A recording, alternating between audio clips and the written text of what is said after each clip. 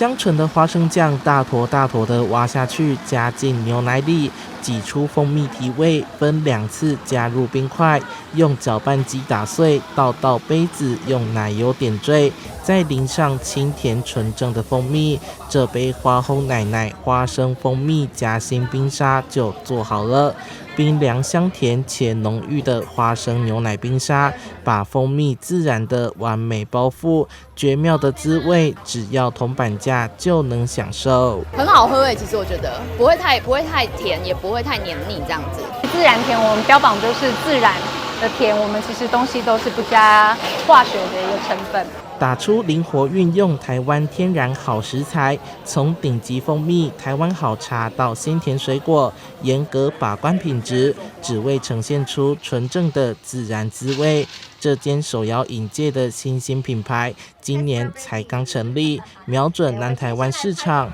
将第4间旗舰店开在台南民族路上。今年的自然甜的话呢，其实已经有很多的加盟者，他们非常的想要加入我们。其实今年的话，我们目标12间店，特地引进 AI 制茶机。那其实它的功用的话，第一个我们会稳定品质，